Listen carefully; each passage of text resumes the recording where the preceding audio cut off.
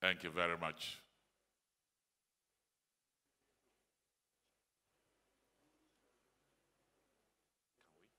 Yes.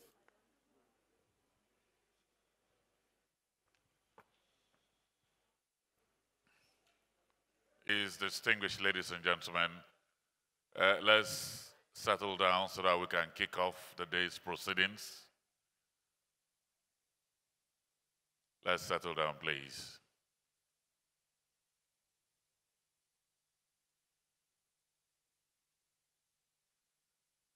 Your Excellencies, I welcome all of you to day 2 of the 27th edition of the Nigerian Economic Summit. Let me specially welcome the board members of NESG that are here. I can clearly see Mrs. Wonu Aditayo, and I can also see other members of the board that are here. Let me also welcome His Excellency, the Governor of Kaduna State, Malam Nasir El-Rufai. I welcome you this morning, sir. I welcome you. Yesterday was amazing. Apart from the chairman's opening remarks, the remarks by the Minister of State for Budget and National Planning, and the very wonderful remarks by the Honorable Minister of Finance, Budget and National Planning. We enjoyed the presentation, the keynote address from the former Prime Minister of Ethiopia. So yesterday we had 3 plenary sessions, 1 side event, 1 insight session, and 5 interactive sessions. And the plenary ended with the one on security paradigms and dimensions. It put fire in the hall and ignited the internet.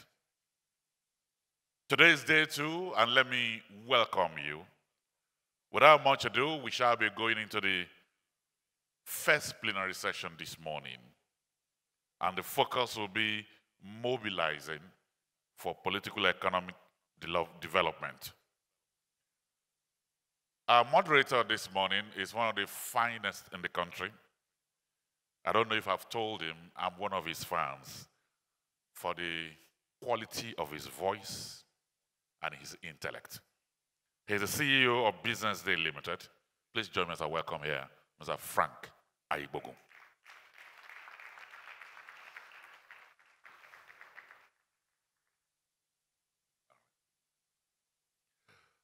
Let me welcome our panelists. First is the Governor of Kaduna State, His Excellency Malam Nasir El-Rufai.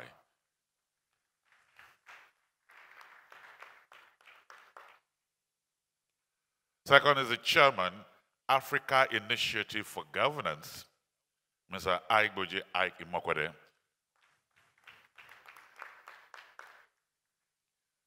Let me welcome here Board of Trustees, International Crisis Group, Ms. Ayobe. Okay, she's joining us online. Mr. Osita Chidoka, former Minister of Aviation. Welcome you. And he just became a lawyer very recently. Congratulations. Ms. Ayisha Osori, Executive Director, Open Society Initiative for West Africa, OSIWA. Okay, also joining us online.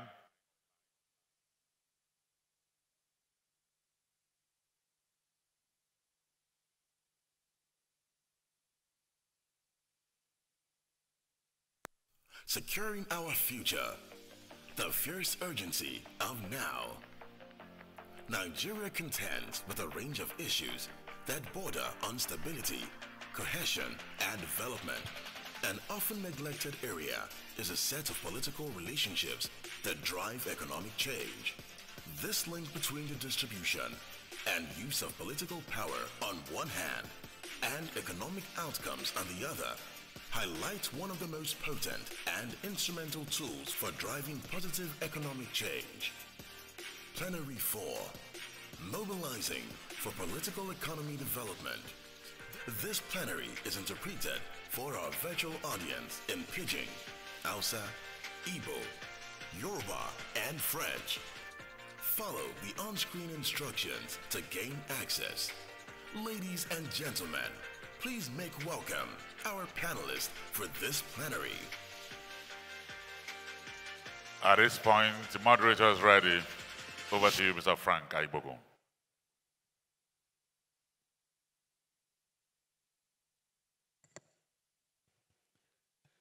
Your Excellencies, distinguished guests, ladies and gentlemen, I think I should start by, would I say an apology or clarification? As you can see, there are only men sitting besides me, and our two ladies are joining us virtually. That was not intended. It wasn't planned. That done, let me welcome you all to this plenary session, the fourth in the series in the course of the 27th Nigerian Economic Summit. And our focus today will be on mobilizing for political economy development, mobilizing for political economy development. There are some assumptions upon which our conversation this morning will be based. Firstly, is the truism that politics, or the quality thereof, leads to the quality of the economy a nation gets. Simply, politics are a mere input. The outcome is the economy. And in the case of Nigeria, our desired outcome is a prosperous, thriving, competitive economy. So the quality of the politics ultimately determines the quality of the economy we get. And we need to break down what we mean by economy. It is your and my personal well-being, the well-being and the welfare of households, of businesses, of communities, of societies, that all aggregate to the national economy. So if we have bad politics, I'm sure you know what to expect. That we have not had the desired, thriving, competitive economy, some say is a result, or indeed a reflection of the bad politics or suboptimal politics that we've had. And when we talk about politics here, we're talking about the quality of the politics, the quality of the people, the institutions that hold them together to ensure that they perform optimally. And then, of course, our expectations as a people.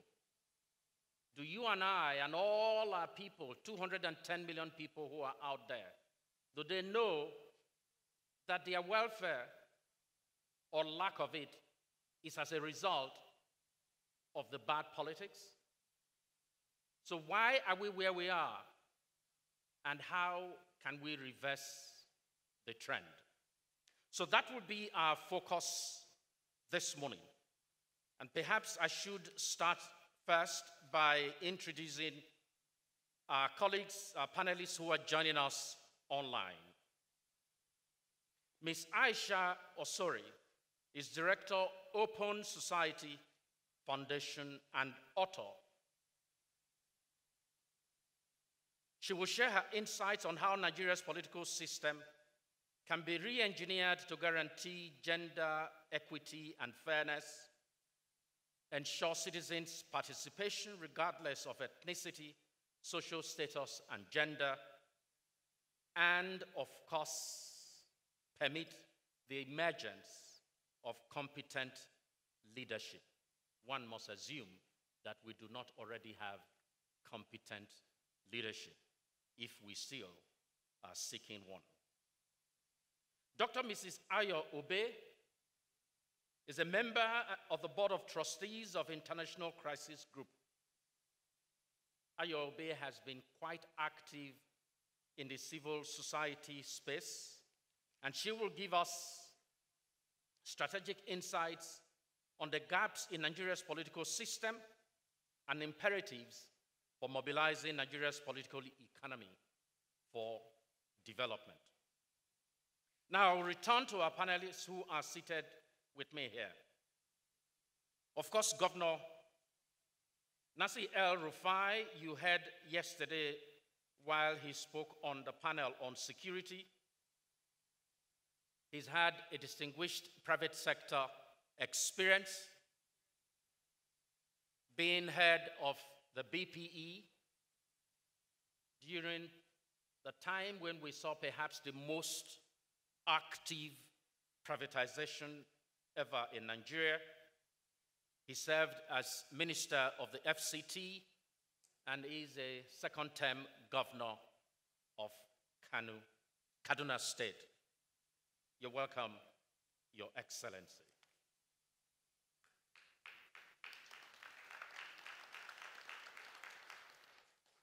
Mr. Osita Chidoka is a former Minister of Aviation. He was head of the Road Safety Corps. I remember an opportunity to visit him in that office, and we were looking through the computers, and I saw 3 different applications by a single person with 3 different names for a driving license. One he dressed as an Igbo man, another he dressed as an Hausa man, and the other one I couldn't place his dressing. But it was the same face, supposedly applying from different cities in Nigeria. Chidoka has worked extensively. I must say he's an active member of the PDP, so he's a politician. He will speak to us about revenue and revenue mobilization and the nexus between efficient revenue collection and generation and good governance and the economy. Finally, but not the least, and I have reserved Aig for the last because he's sitting closest to me. He's chairman of the Africa Initiative for Governance, a man who distinguished himself as a banker, buying banks and growing them, and who has a passion for building a very effective public service for Nigeria and indeed for Africa. Please help me to welcome Mr. Aig-Imoukhuede.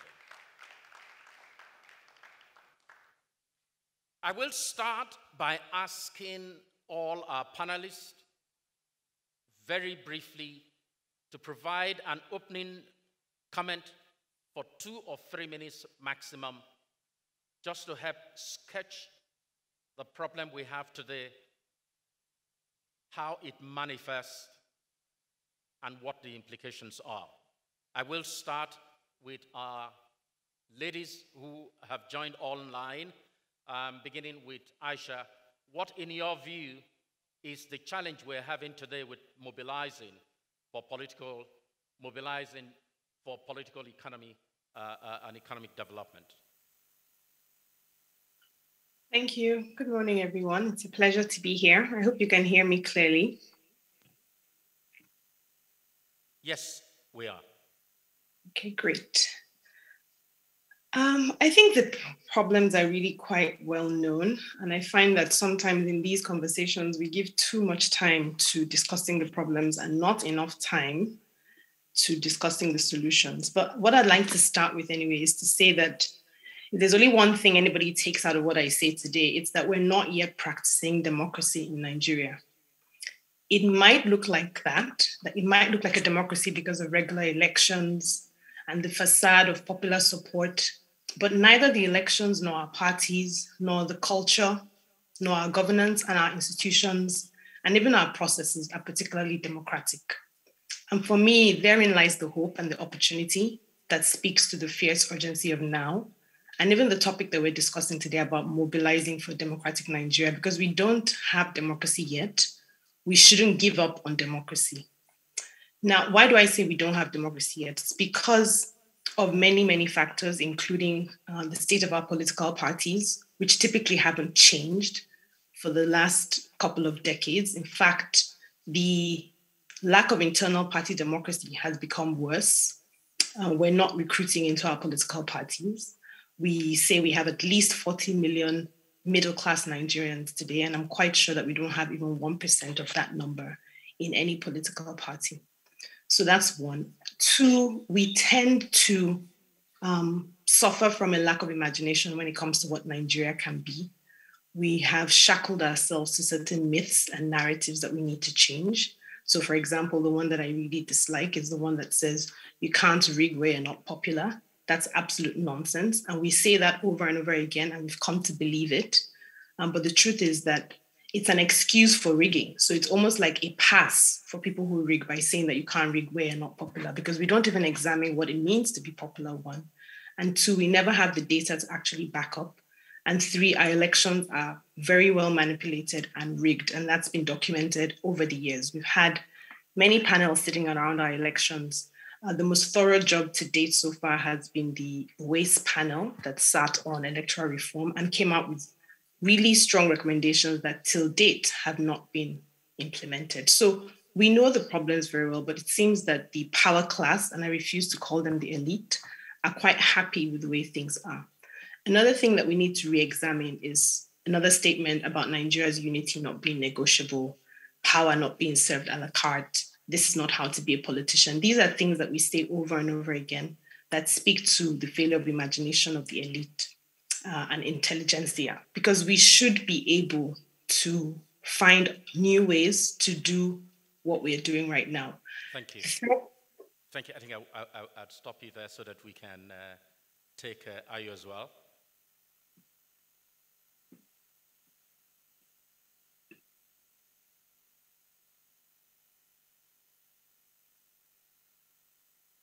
Are you able to hear us? I forgot to unmute myself. Thank you. Apologies. Good morning, everybody.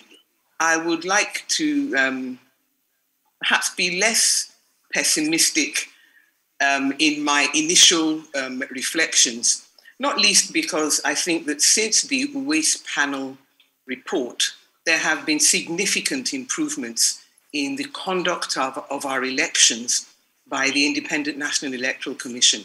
But I agree with Ayisha in the sense that even if our elections which involve the entire population are better managed, the internal situation in our political parties leaves a lot to be desired. And because we have dwindled into a two-party system, the contest within those parties has become more cutthroat, more undemocratic within the parties. And I think that that situation continues because the majority of the Nigerian population has failed to understand and realize its power when it comes to elections. I think that the reason why that is happening is because we are not yet making the connection between the electoral choices that we make and the economic outcomes that are delivered to people in their homes. Now, it's often said that there's no difference between the political parties. But when I reviewed the 2019 election, one of the things that I noted was that there is a difference between the parties, but it comes a very poor third to all the other factors that come up. However, if you look at the ruling party, their philosophy, it's not that they are not working with the private sector and trying to encourage private development and so on, but their basic approach from the governance point of view is put money into the hands of the poor, put food into the mouths of poor children at school so that these can fuel the local economy. Whereas the ruling party's approach is that give the people with the power to create sustainable jobs, the money, and that will lift the poor. I think both sides have their approaches and their upside and their downside. But the basic philosophy behind that has been lost in the fact of the constant carpet crossing and the indiscriminate welcome that is given to carpet crossers by whichever party is receiving them. And that tends to reinforce the impression that there's no ideology in the two parties, and therefore that any vote that is cast is not going to make a difference in economic outcomes. And I think that because the majority of the population, that is the young people, and who form the great bulk of the voting population, are not engaged and are feeling themselves excluded, I think that the thing that we have to examine is how do we get them involved so that they will understand that simply having democracy is not does not in itself deliver dividends. It's the choices that people make that deliver those dividends. Thank you very much. Thank you. Thank you. I think I would then just do the three of you one after the other, starting with Aig.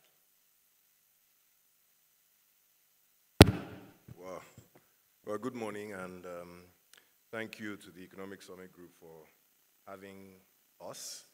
It's great to share the panel with one of the Nigerian business and political leaders that I truly admire, Governor El-Rufai, and of course, our moderator, my great brother Frank and Chidoka, and the two ladies who chose not to sit with us on the panel and participate virtually. I don't know if there's anything wrong with the men here, but we'll see.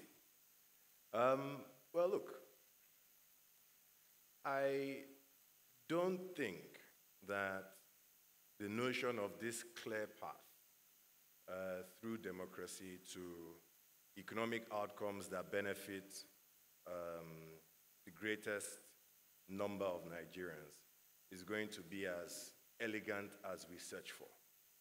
Indeed, there are no nations that I can think of that have had this smooth path towards the linkage between a democratic process and economic outcomes that work. It's simply, history just tells us it doesn't work like that. What history does tell us, however, is that every society, every country, basically has 5 components to it. You have the politicians, you have the business people, you have the intellectuals, you have the civil service, and you have the military. People like our great participants on the virtual network would fall into what you would term the intellectual class. Governor El-Rufai, depending on what part of his history you're taking, was once in the business class, now certainly in the political class, and so also Chidoka. Now, I used to be in the business class. I'm trying to move myself to the class of intellectuals. Now, why have I gone through this,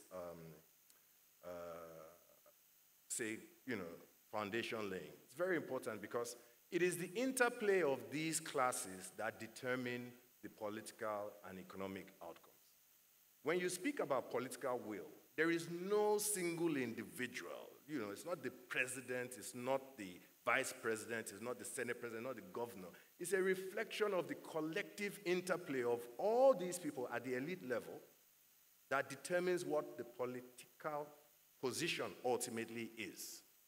And therefore, if there is a failure to perform, just as the Prime Minister, the former Prime Minister of Ethiopia spoke of yesterday, politically and economically in Nigeria, it's our collective failure. And if we are going to fix it, then we are collectively going to have to learn the art of nation building, which is a very deliberate exercise, which involves great risk and sacrifice. And that is the path that we must toe, because that's the path every nation has to. And that's what we should be talking about today. Thank you. Thank you very much.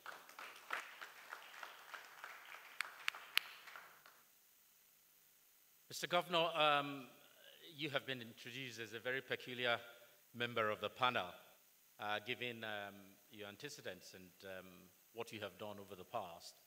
And we also say that apart from just being minister in government, you have been involved in forming political parties as well. So please tell us, how does this challenge of mobilizing for political economy development, how does it manifest in your own experience? Well, I think after the opening remarks by Aig, there is very little to add really, except that from my experience, having crossed several divides, I've been in the private sector, I have been in the government as a technocrat, I have also protested on the streets, and I've contested elections twice and participated in putting together a political party that kicked out the PDP. So I have seen quite a bit. And this is why anytime I have an audience like this, I remind them that one, as Aig said, nation building is a very deliberate exercise. And I think where our founding fathers floundered was in not building a nation, but focusing on building their regions. This hangover is still with us. Countries like Tanzania deliberately went out of their way under Nyerere to abolish ethnic, religious divides to build a real nation, imposing a common official language, Swahili, and so on and so forth. We didn't do that. Our founding fathers didn't do that. There was focus on regionalism. There was a lot of value added in regional competition, but it didn't serve us well. Chief Awolowo once said Nigeria is a mere geographical expression, it's not a nation. It is true, but what he didn't add is that most nations were at one time or another mere geographical expressions. Italy, as we know today, consists of several principalities that came together to form Italy. And one of the founders then said, well, we now have Italy as a nation, we now have to build Italians. So nation building is a very deliberate exercise, and we must work together to build a nation if we want a nation. That's one. Secondly, the orientation and the level of sacrifice of the political and economic elite are the combinations that more or less determine the trajectory of nations. All the nations I've studied have this in common. And what I have seen in Nigeria is a level of disconnect between the political and economic elite. We have the NESG, very powerful institution. The private sector is very active here. But there is an attitude that politics is dirty. We don't want to get involved in politics. We want to make our money, live in Banana Island, buy our generators, and live happily ever after. Guess what? Whatever you build, however strong your business is, if you don't get a functioning political system, functioning institutions, competent public service, your business will be destroyed over time. It's just a matter of time. Bad politics always leads to terrible economics. Thirdly, we need to have more competent people in politics and public service. And this has to be a deliberate exercise. Every country that has made progress has that. If you go to the UK, Oxbridge, LSE graduates form the bulk of their politics and civil service. The same thing in the US, the same thing in Singapore. Every country that has done well puts its best and brightest in politics and public service. Not the case with Nigeria. We all want to go to the banks, telcos, oil and gas companies, and we think that things will work. They will not. Our political parties are called no difference between them, you know, people cross between parties. It is not because the political parties do not have ideologies. If you look at the manifesto of the APC of 2015 and look at the last PDP manifesto of 2007, you'll see very clear differences. but it is the people in the parties that exemplify whether they believe in the ideology or not. There are many members of our political parties that have never even read their manifestos. PDP has not produced a manifesto, as far as I know, since 2007. So what is my point? My point is we must come together and decide to build our nation. No one will do it for us. Second, our best and brightest must be interested in politics. Otherwise, things will continue to be suboptimal. Thirdly, we must have some level of consensus as political and economic elite about what are the basic minima that we agree as Nigerians, and work on it. Work on this minima continuously. It is a long exercise, and we all know the solutions. I don't think we need to engage in analysis paralysis. We all know what we need to do to make Nigeria better, and we should just get on with it. And we should get on with it with all commitment, with the best of intentions, and put aside all these differences and ensure that all marginalized groups, from young people to women, are being given opportunity to be part of the political and economic process. That is what will make this country great. We have great potentials, but we cannot continue to be a country of great potentials. It is time for us to get angry with this tag of nation of potential and convert that potential into reality that will benefit every Nigerian. Thank you, sir. Thank you very much. So we have heard of the deficiencies in the internal democracy of the parties. We've been told it's a collective failure of all of us, and that we shouldn't despair. Our forefathers focused on building their regions and inadvertently created space for ethnicity to fester. So Chidoka, what's your analysis of where we are? Thank you very much, and good morning to everybody. I think the panelists have done justice to speaking to the issues of today. I just want to do, or rather add something to what they have said, which is our country is a country of myths and stories that don't add up.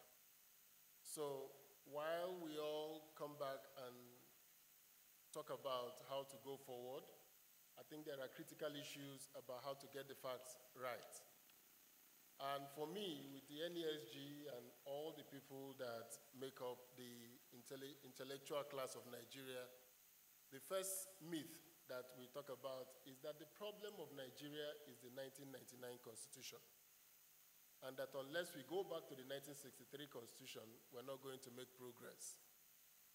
That is patently false. The 1999 Constitution has no such problem. It has issues which we can correct with amendments, but it has no such problem. The 1963 Constitution that every Nigerian talks about greatly is actually the problematic Constitution, because it led us to a civil war, it led us to a coup in 1966, and I want to give just two important facts. 45 items were in this exclusive list of the 1963 Constitution, and in 1999, it grew to 68. And many people said, oh, the federal government grew. I said, that's not what happened. What happened was that certain items like arms and ammunition, poison, census, came to the exclusive list. But what was significant is that in the period between 1963 and 1999, the federal government took over the functions in the concurrent list. So that taking over the functions in the concurrent list, which by the way, in 1963, there were 29 items in the concurrent list. In 1999, it reduced to 12.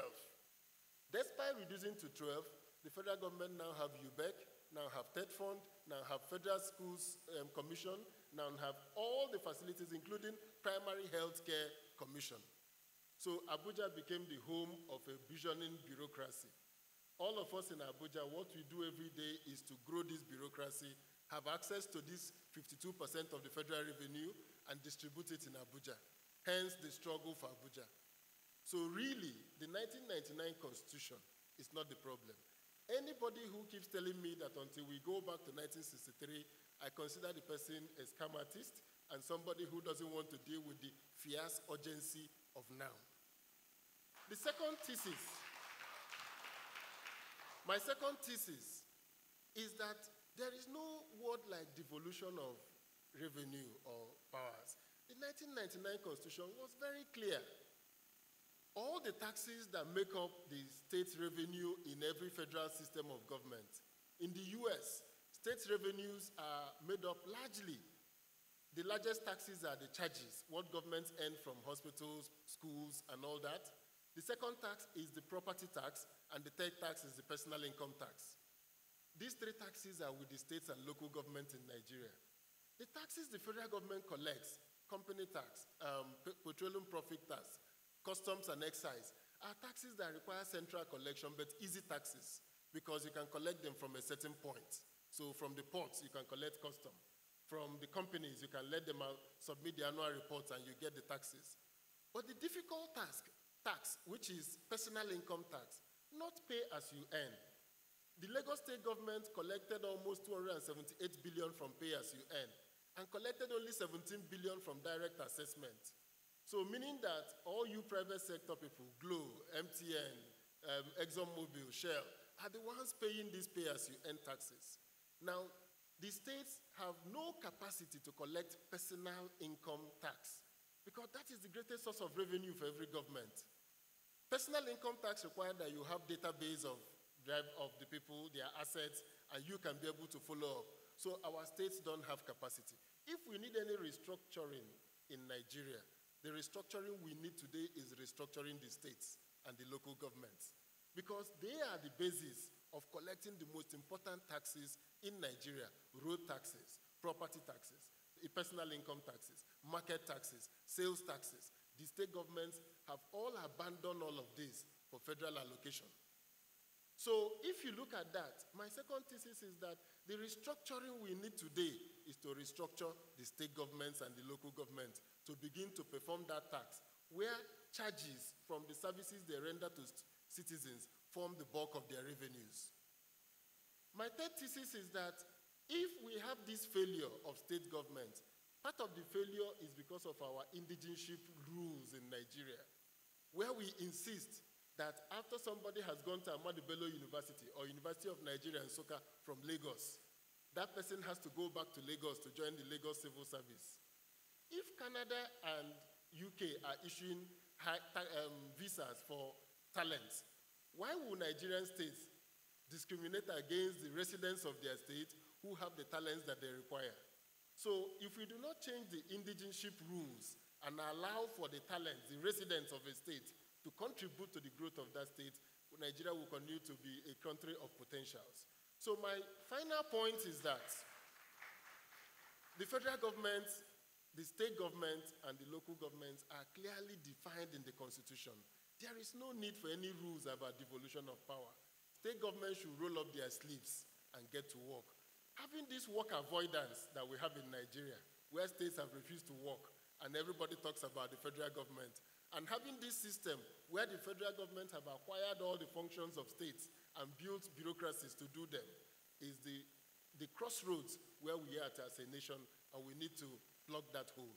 Plugging that hole is what I think the NES is talking about, the fierce urgency of now. Anybody telling me anything about the future, whether it is restructuring, Biafra, anything, I consider you my enemy because you are delaying us from dealing with the issues of today. Thank you very much. Thank you.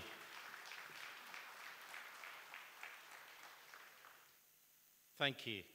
Well, Ayisha had warned us earlier that we should not overlabor the issue of the problems and the nature of the problems. We should instead focus on the solutions and how to ensure that those solutions are effectively implemented to ensure the outcomes that we desire.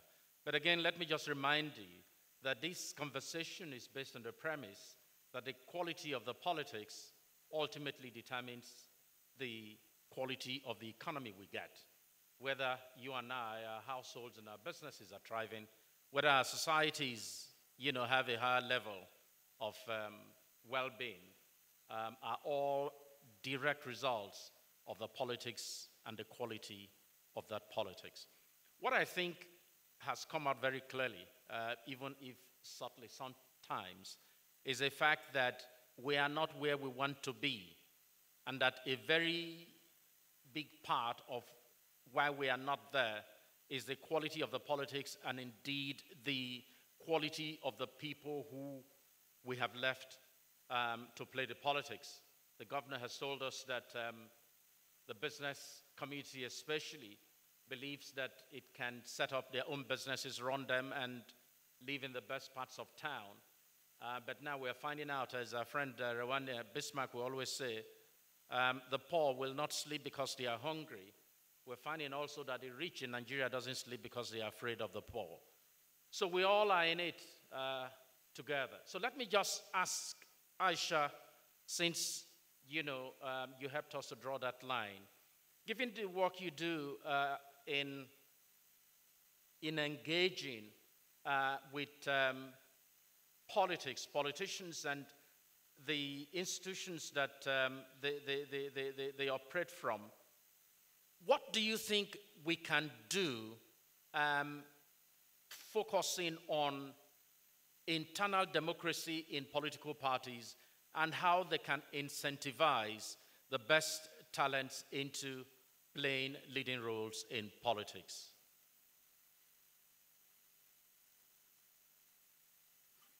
Thanks, Frank. And I'd like to say thank you to, I think, some of the panelists who have already started speaking to solutions. So we didn't spend too much of the first session dwelling on that. In terms of thinking about internal party democracy, I think it's important to, and as we reflect on what's wrong with our political economy and how it affects our development, I think it's important for us to remember that structure typically follows strategy. So as much as we like to say what is wrong with our parties and our governance and the lack of accountability and transparency, which has a direct link to how well we have public goods and how efficient they are, is that, so what is the underpinning ideology? What's Nigeria about? I mean, so our parties are delivering on what they're designed for. So unless we have that conversation about what it means to be a nation, what we want to be as a nation, I'm afraid that we will continue having the same types of political parties that we have now. So in a way, we're sort of putting the cart before the horse. If you don't talk about what you want to achieve, if what you want to be, then it's hard to talk about what your processes and structures should be like. That said, and the reason why I say that is when you look at our political parties, regardless of what people put on paper in terms of what their constitution is and what their plans are, you find that many of the parties mirror each other in terms of, let's just say, for example, how they recruit members into their party. And I think that's why, if you're talking about internal party democracy, you'd start with saying, how transparent is your membership of your party? I think that would be the basic fundamental thing. So anybody who's thinking about joining a political party, or anybody who's thinking of forming one, should be thinking about, how do I have a political party where membership is transparent? And I'll give a very recent example. I think APC in Zamfara said that they've registered 2-point-something million, and like, can they verify that? So we have these big numbers, and I think that's what Osita was talking about, that if we don't have data that we can trust, then everything is a lie. And that's why, again, it comes back to, what do we want to achieve? So for me, the first thing with political internal party democracy is transparency. Who are your party members? Because those are the party members who are, one, going to fund the party with their dues, arguably, which means that you don't have to have a case where governors are the ones funding the parties. So you have independent sources of finances. So parties cannot be owned and hijacked by the godfather or godmother who funds the party. So you want members who pay dues. And those due-paying members will ask questions and they'll be active. But right now what you have are literally vehicle. Sorry?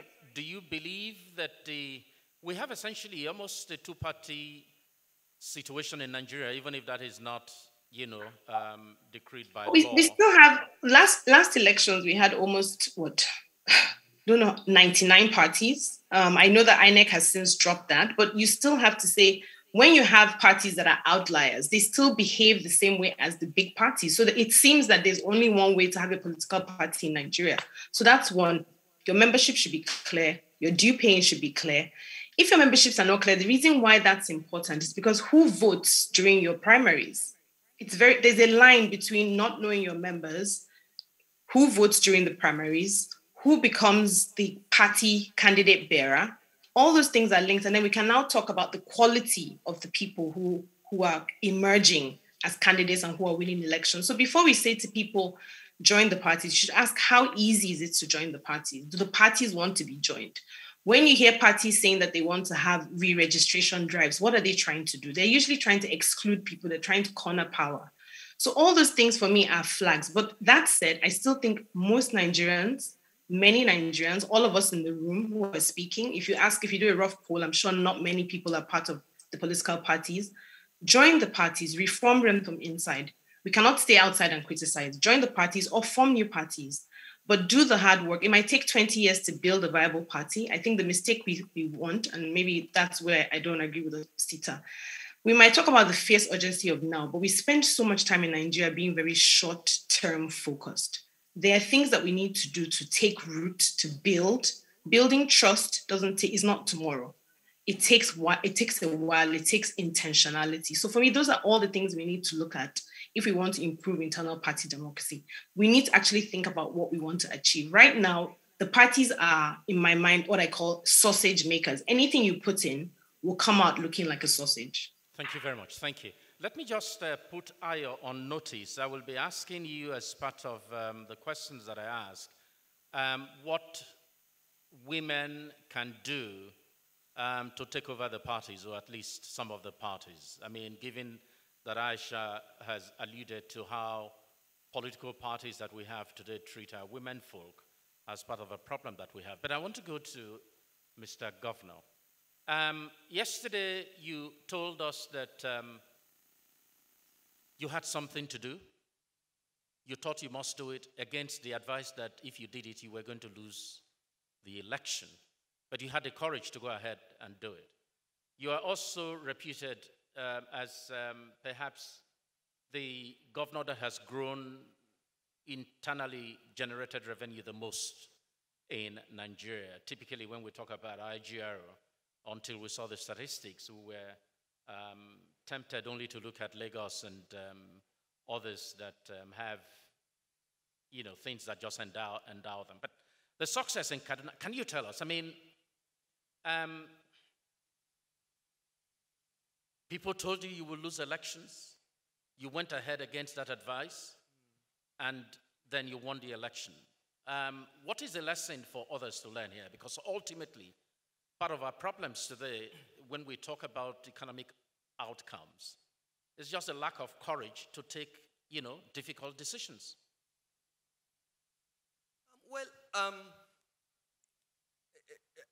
I will come to respond to your question, Frank, but I want to start from where Ayisha left about the nature of political parties and the lack of internal democracy.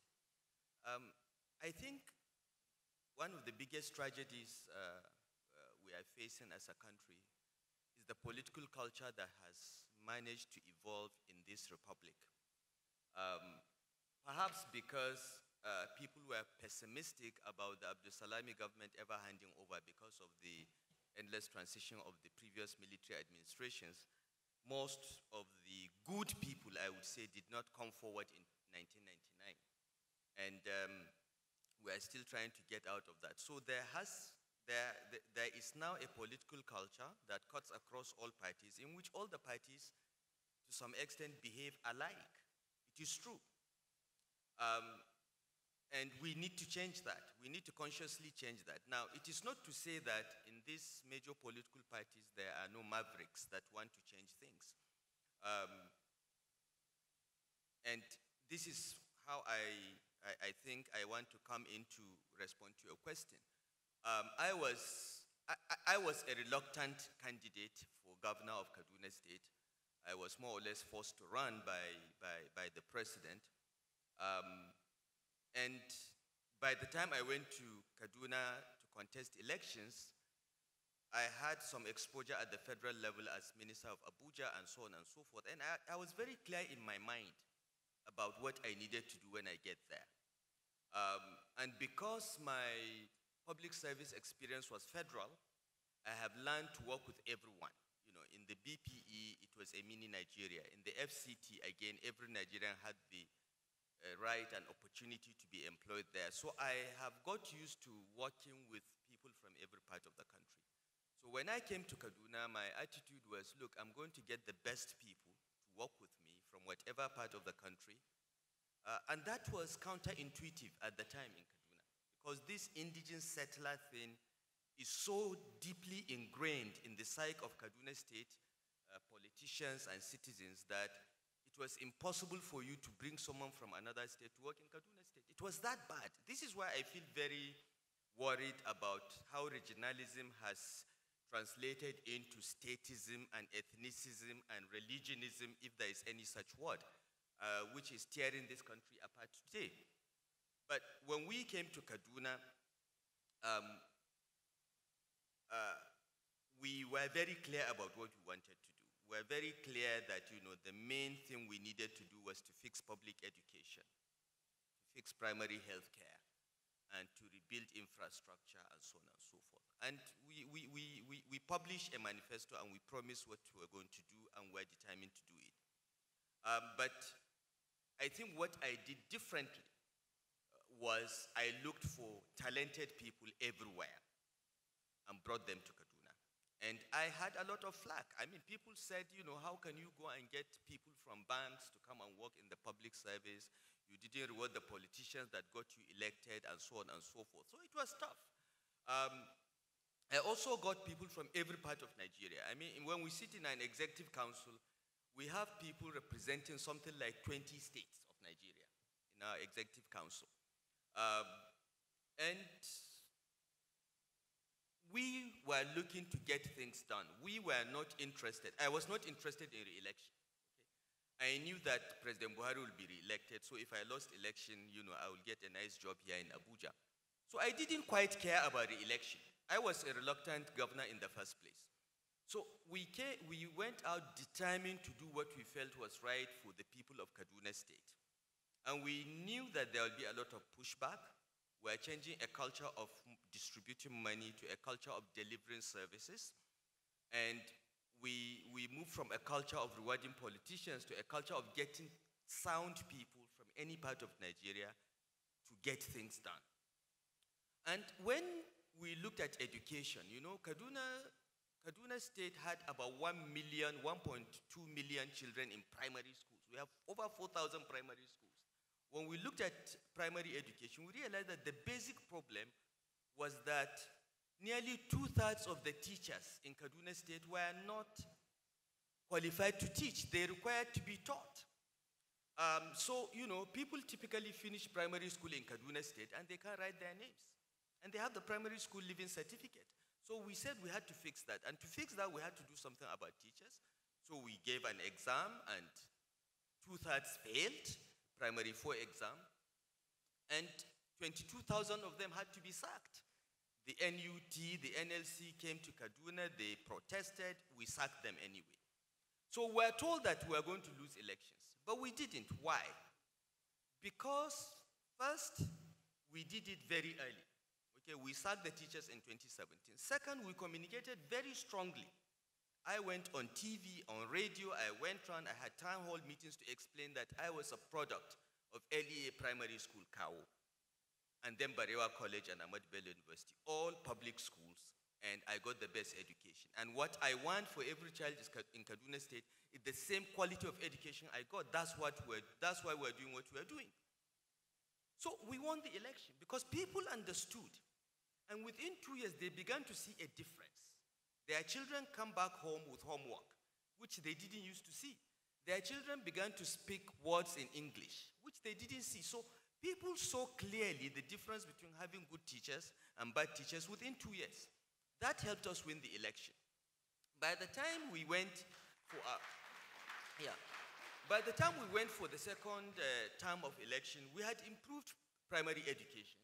The results were clear.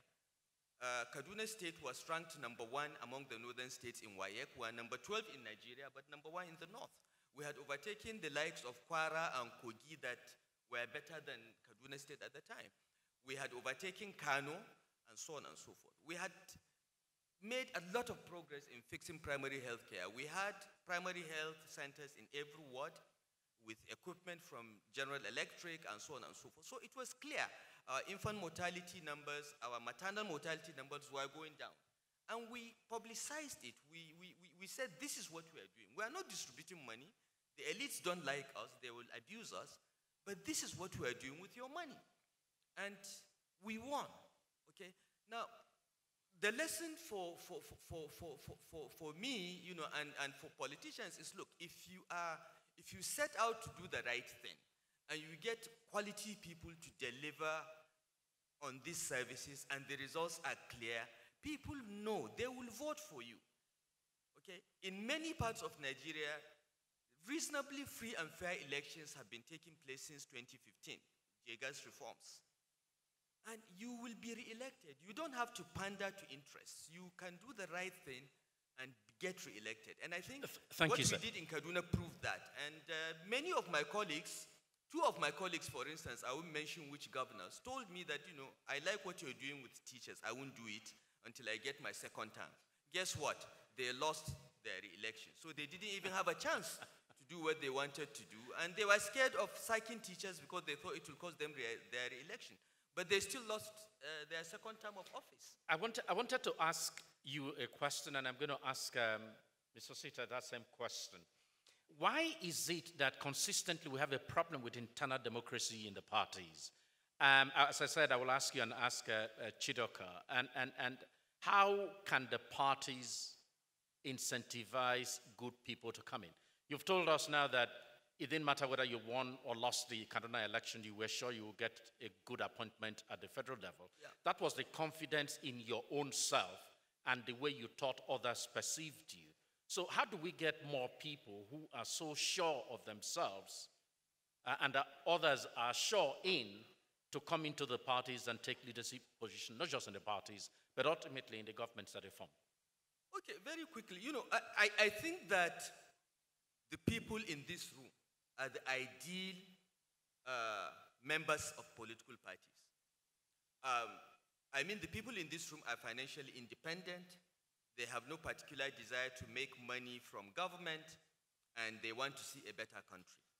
I think people like that should be in political parties.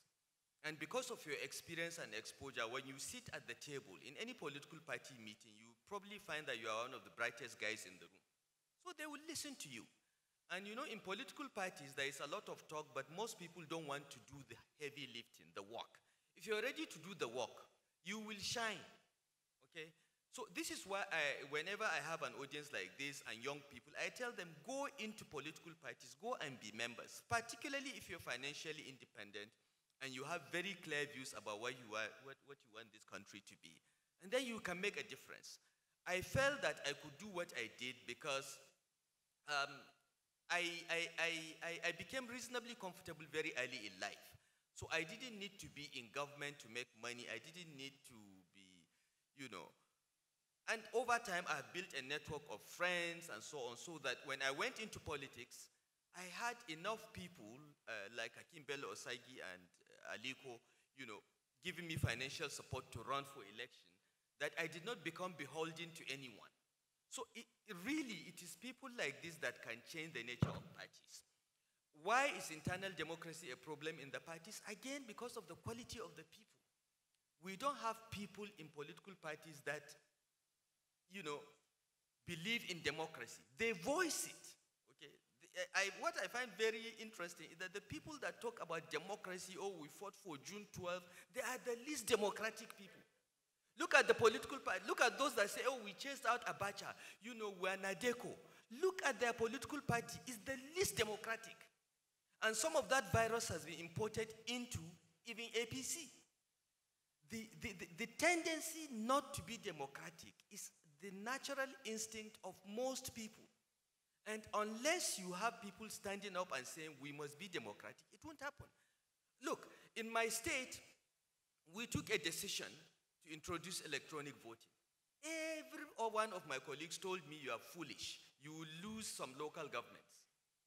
I said, what is wrong with losing some local government? Why should we win every local government because we are the party in power?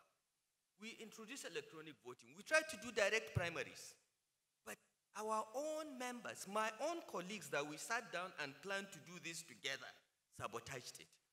There is a natural instinct not for things not to work, because most politicians don't trust the people. They don't trust that the people will make the right choices. They think the ordinary people are stupid, so they will decide for them. Now, unless we have people like you, Frank, Osita, Aig, everyone here coming into political parties and insisting that the right thing should be done, and we live with the outcome, even if it doesn't favor us. That is how we can build institutions. That is how we'll build political parties. That's how we'll build our country. Nothing will change. Thank you, sir. Thank you very much. Osita, can you take a shot at it before we then go to... Well, it's almost like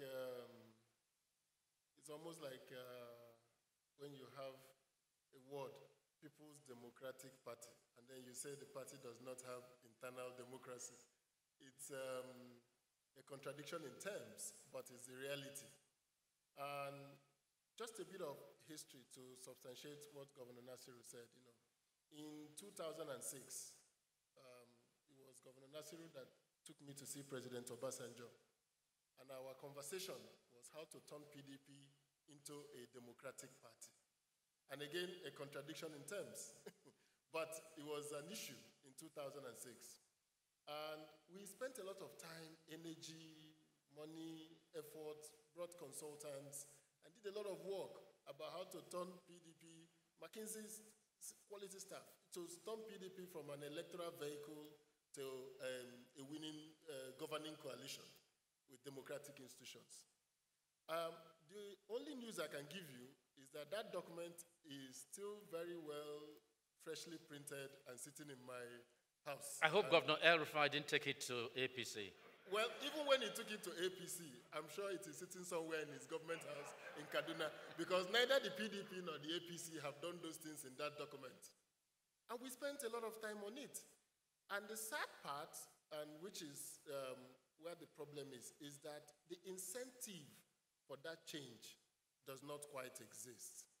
The incentive does not exist because how do you mean? The payoff for political power is so high that the quest for it, nobody wants to lose out of it. The payoffs are so high. So it's like playing for the British Premier League. Once you get into the level of playing like Messi, the payoffs are very high. So you see that people can sacrifice all their youth trying to play football. Politicians react to that incentive.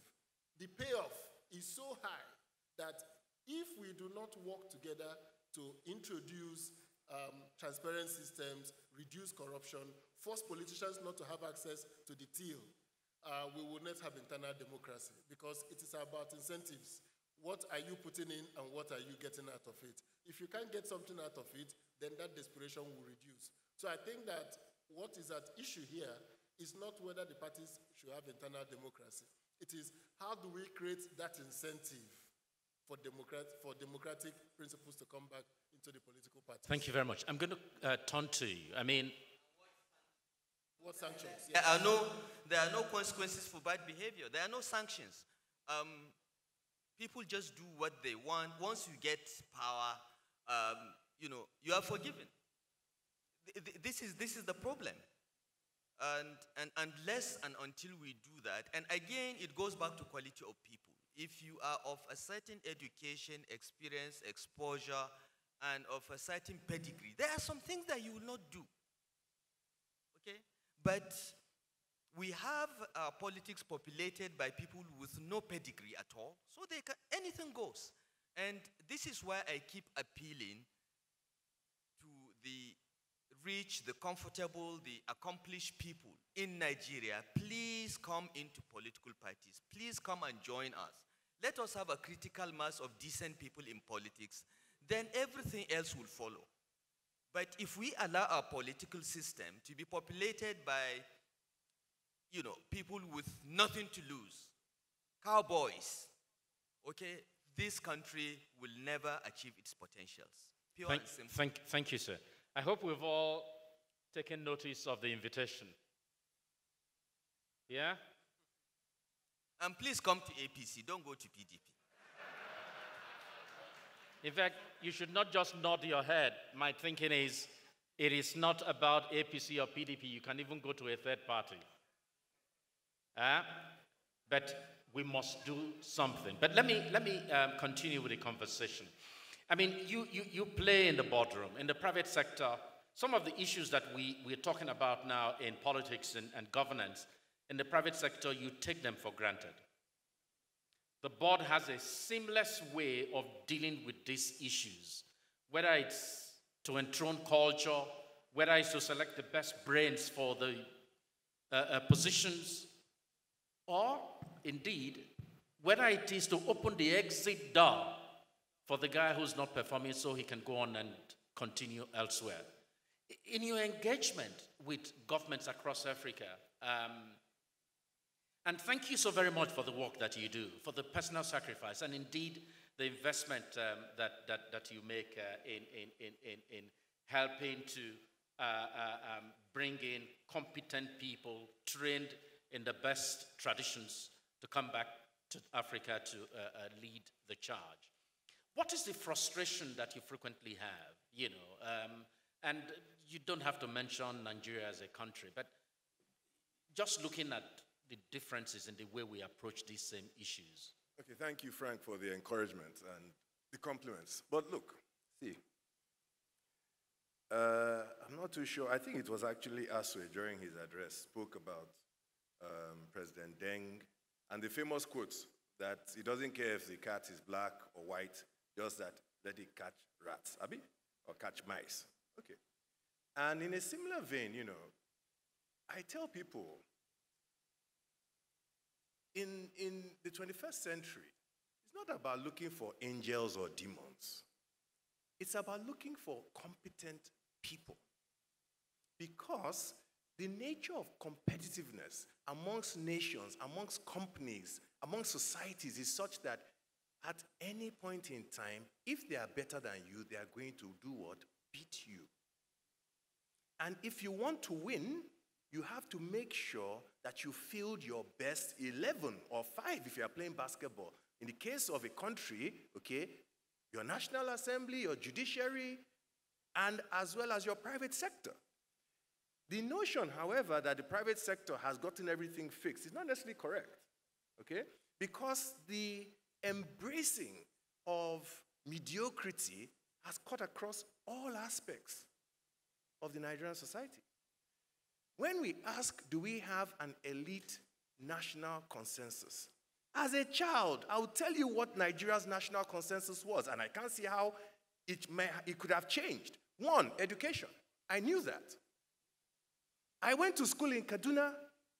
The Kaduna that Governor El-Rufai describes today is not the Kaduna I went to school in, where you go to a primary school or a secondary school and you can't write. Of course not. We were debating with these people.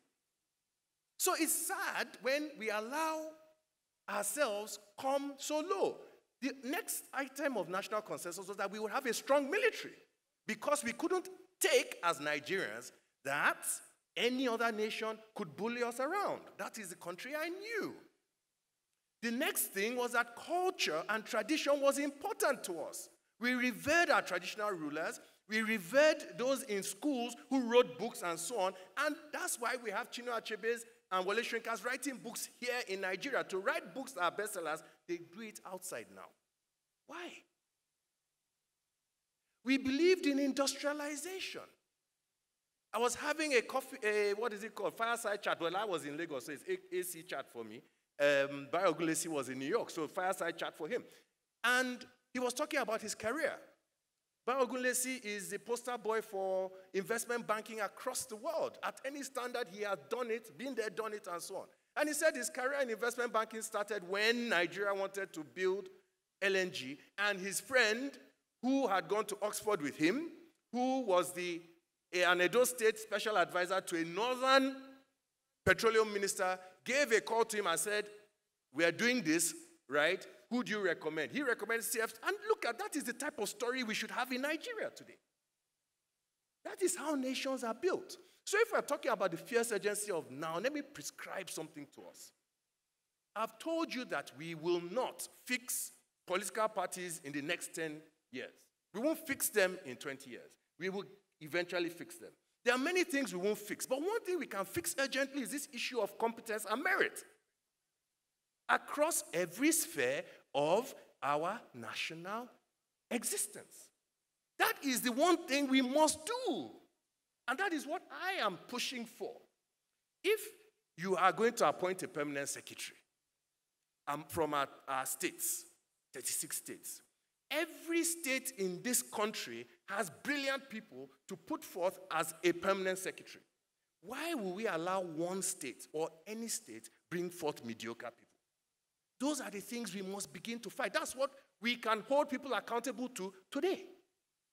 So, indexes, measurements, and don't lack courage. The NESG was founded by people of courage. We had a military dictatorship. We knew our country was about to go kaput if we didn't do anything about it. Certain people, men and women, stood forth and said, we've got to do something about it. Yeah.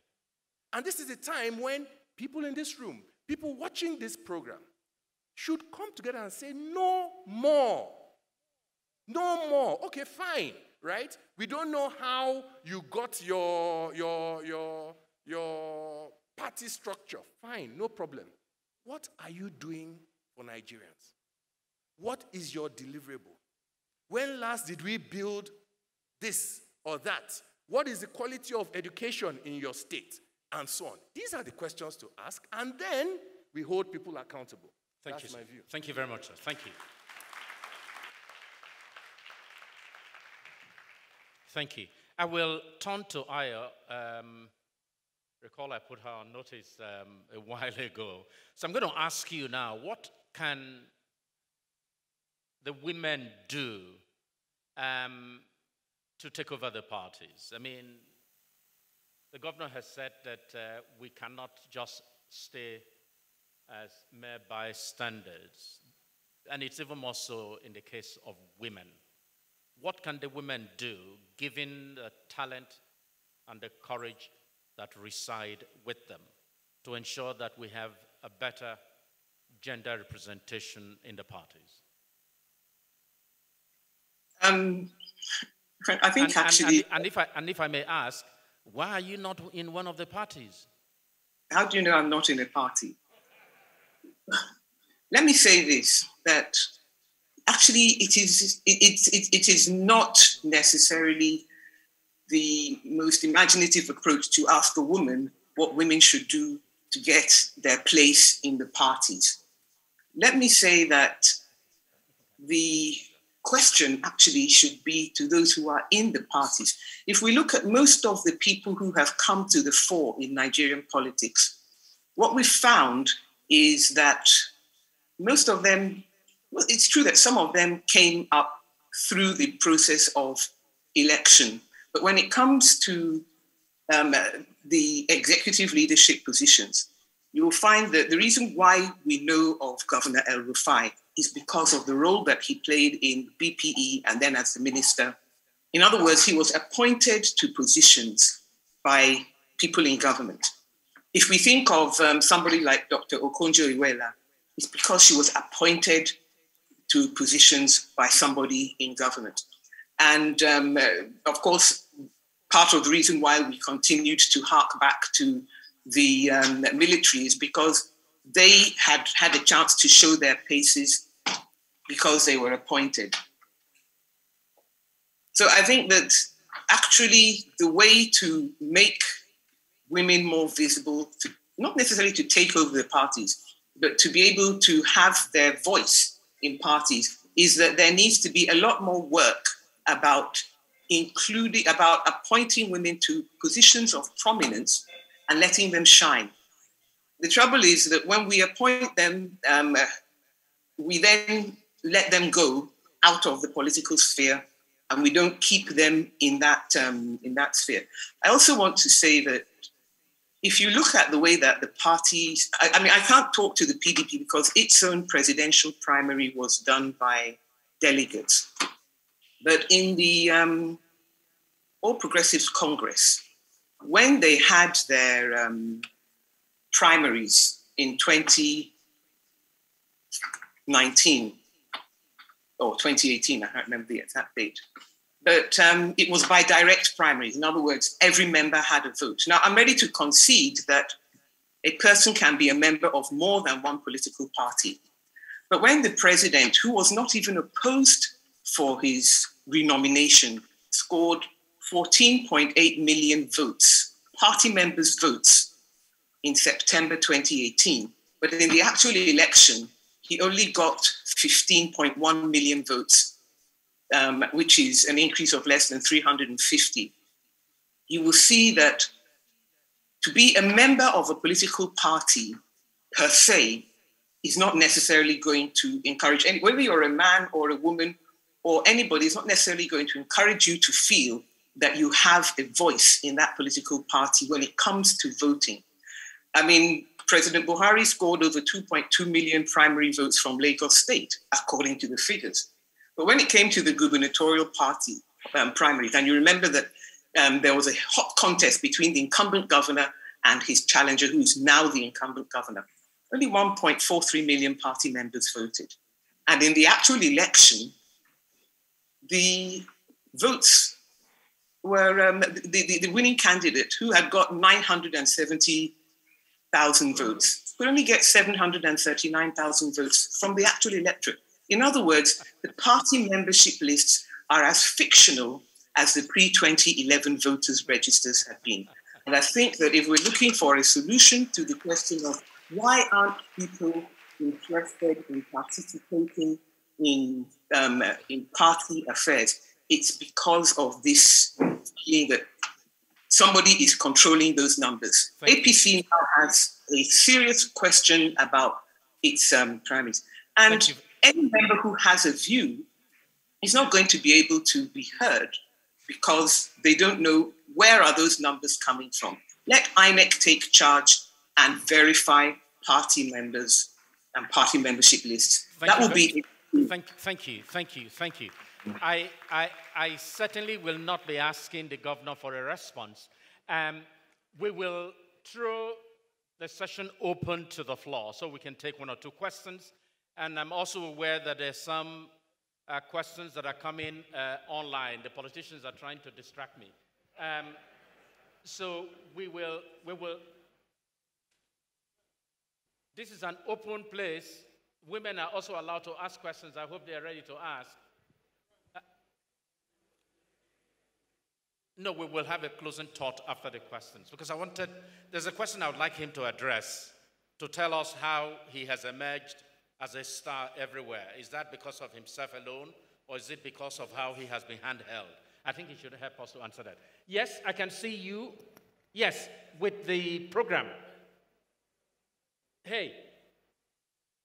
Yes, thank you. Can we have the mic there? And then there's another lady here and another lady there. The three ladies I'm committed to taking before the men. Can we have the mic, please? Yeah, that's fine. Let's take the questions, and then I'll ask you to read the online questions, and then they'll take the answers. I'll do the best that I can. Please, if you have a question, make it very short, 30 seconds. Because we should be out of here in 7 minutes. Thank you. Good morning, distinguished ladies and gentlemen. My name is Hassan Abela Aliyu, and my question is regarding the drive to have the right candidates and to strengthen our democracy. Part of that is to have the right voting public. So do we think that the voting masses have the emotional and intellectual intelligence to put aside mistrust, to put aside bigotry and fear, and pick the best candidate and not the candidate that looks like them or is the same. Thank you very much. Very good so question. I mean, just very quickly, as in, I believe. No, that one question, the please. US One question. No. One question. Thank one. you. The lady here. Do we think the general mass or masses that they do have the emotional intelligence to make the right choices? Here. Can we get a mic, another mic, so we can do this quickly without losing time? We have 5-6 minutes before we're done. There.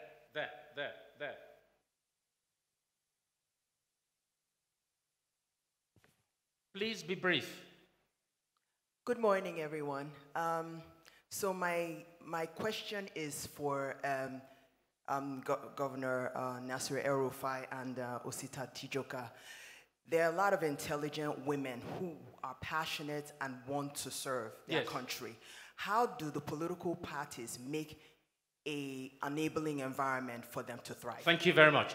Is it possible for the political parties, for instance, to insist that, you know, in a particular election, 30% of whatever will be given to women, you know, that kind of.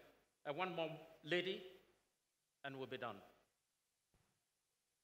Good morning. My name is Aigboje Kadijat from Delta State. My question is for Governor Nasir El-Rufai. How do we fix national competency? That's a major problem in Nigeria. How do we fix national competency? Yes, that's a major problem. Thank you. Let's take some questions online, and our panelists will have to provide answers while we begin to round up. Yes, sir. There's a question from Dennis Onwegbu from Lagos, who says 3 elements are critical to any elections: umpire, voters, and the political parties. Yes, sir. Which is the most viral of these 3? That's fine. And the second question is, connecting potential to reality, what would be the low-hanging fruits or next best realizable and smart steps? One more. One more. Now this says we have a short-term focus, but then what we want to achieve must be clear and shared. How do we jumpstart this process and begin to walk towards a workable democracy and essentially internal democracy? Thank you, sir. Thank you very much. Governor El-Rufai. Yes, thank you.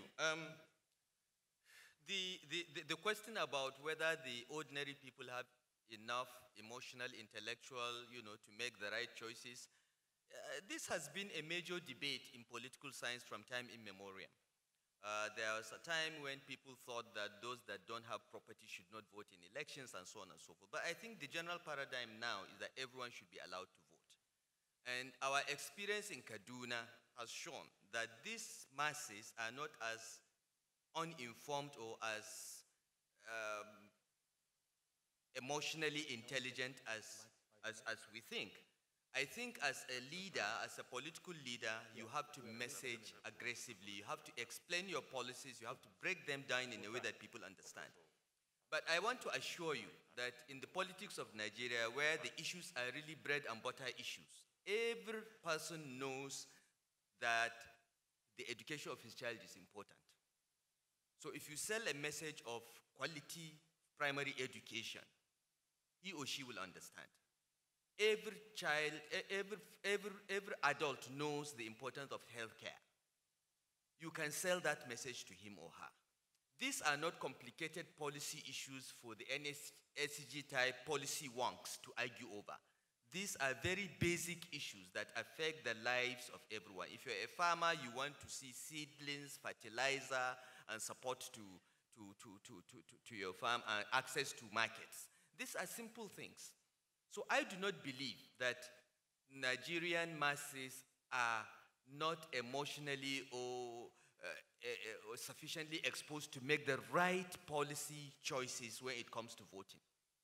The problem often is the masses know that the masses are cynical about politicians' promises. When people say they will do something, they don't do it. So they don't believe. So it's better on election day, they get some money and vote for who gives them money than to rely on the promises. But we have seen in our state, for instance, where we promised to do certain things and we actually did them, that we got re-elected.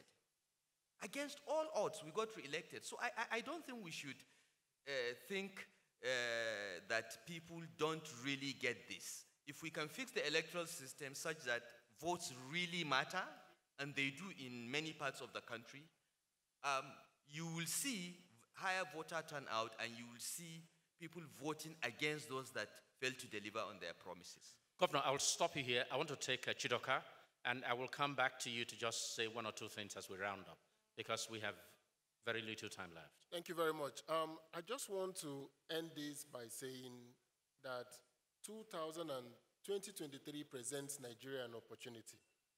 The opportunity is to press the reset button. And that reset button is that we need a new national consensus.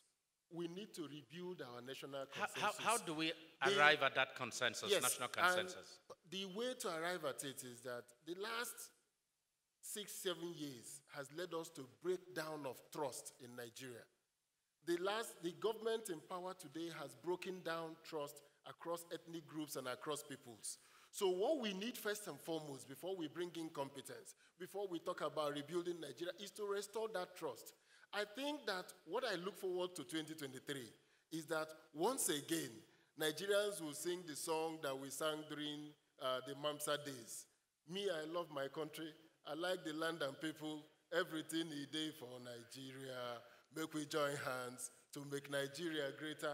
If we can't sing that song, if the song we sing in 23 is about Biafra, it's about Oduduwa Republic, it's about Niger Delta militants, it's about banditry in the north, it's about Boko Haram in the west, I can assure you that the shrinking middle, Abuja is shrinking. As we are coming down from the northeast, as the bandits are coming from the northwest, as the IPOP is coming from the southeast, as Sunday Boho is coming from the southwest, we will continue shrinking to this middle until we will have nowhere to go. Thank you. We need to sing that song in 2023. Thank you very much.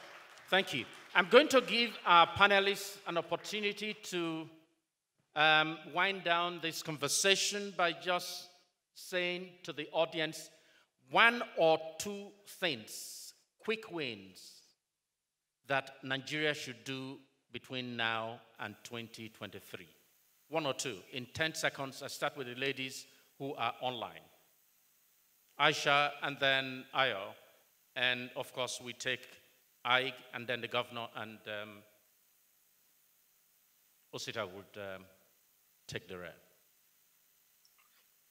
One or two things. Just mention it and that will be it. Sure. I think the first one is please remember history. Go back to your history and be reflective. As we look towards 2023 and beyond with a lot of aspiration, just please be reflective. I think we forget our history. When we talk about joining political parties, please remember that in around 2006, your vice president, I think Atiku, then it was almost impossible for him to register. There's something going on with our political parties. They're not the answer. So we need to be more. Thank you, Ayo. Let's remember history, Ayisha says. Ayo. Mine is that that part of that history was when we had low profile. When we're asking people to pay tax, nobody likes paying tax. They hate to pay it when they see their money being wasted on luxuries and irrelevancies by our political class. So I think that toning it down for the people who are actually in office and in power would be a good start so that people begin to feel that the politicians are not in it for themselves and what they can get, but are actually in it for service. Thank you. Thank you. A greater sense of responsibility by politicians that they know and that they know that they are accountable to the people. Right? I think we have to get uncomfortable. And when I'm saying we, I'm talking about members of the NESG and those in this room, those who have participated in this process, particularly not of the political class, but also business, the intellectual or civil society groups and so on. I think that, to my mind, 2023 is such a pivotal point for our nation. If we get it wrong, I'm not too sure we're going to have a second opportunity to fix it. Thank you, sir. Governor El-Rufai. Yeah. Oh, well, my message is very simple. we have major insecurity challenges across the country. I think that should be our #1 priority to solve within the next couple of months. Secondly, we need to have better quality people in politics. Thank you, Please sir. do not despair. Please come and join so that we have that critical mass to begin to change the political culture of the country. Thank you, That's sir. the Thank only you. way things will get better. Thank you very much. Osita. Well, my last word is, you can't love Nigeria without loving Nigerians. So those who are in charge of Nigeria should work towards creating the Nigerian, a paradigm for the Nigerian, so that we stop questioning our nationhood at every turn. Thank you very much. Thank you. Thank you.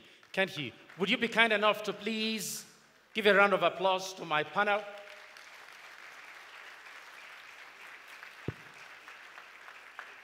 And I will add, will you be kind enough to also give a round of applause to the moderator? He's a member of the board of the NESG. And I just told somebody now, if you are going for the Olympics of moderating discussions globally, we should take him along. Let's appreciate him one more time. He's amazing. Let me welcome His Excellency, the Governor of Plateau State and Chairman of the Northern Governors Forum, Right Honorable Simon Bakola-Long. Your Excellency, I welcome you. And also the Deputy Minority Leader, House of Representatives, Right Honorable Toby Okechukwu, who is here. And I'm inviting the two men with the chairman to please join the panel for the group photograph.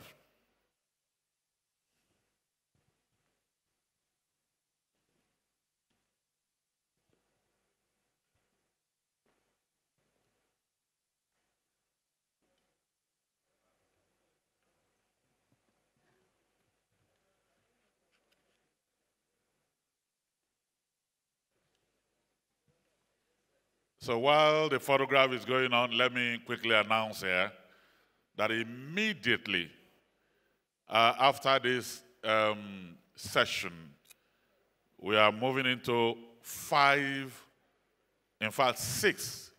interactive sessions. The first one, removing the binding constraints to security, the sub-national perspective, we'll be holding right here in the Congress Hall. That's interactive 1. Number 2, from the ground up, building human capital through foundational learning. Ogun Nasarawa Hall in the main hotel. Lighting Nigeria, a solutions framework for power sector recovery. If you're interested in the power sector, your room is Kogi Oshun Hall. If you're interested in power. Future of clean energy transition and industrial development imperative, Lagos Hall. Creating a competitive entrepreneurial ecosystem for MSMEs, Niger Enugu Hall.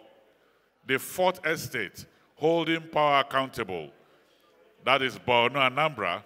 And then we'll all be back here at 12:10. We'll all be back here at 12:10 for the 5th plenary session.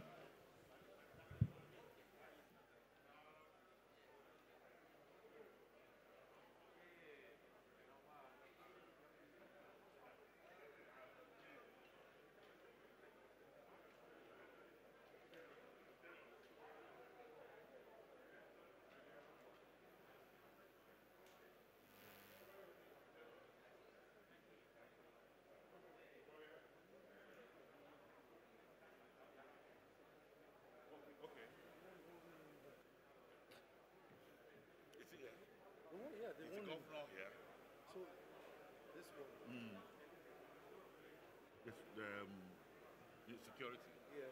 Okay, you are moderating. Yes, sir. Yes, sir. Sir? Finding constraints to security. Okay. This room. This room. This room.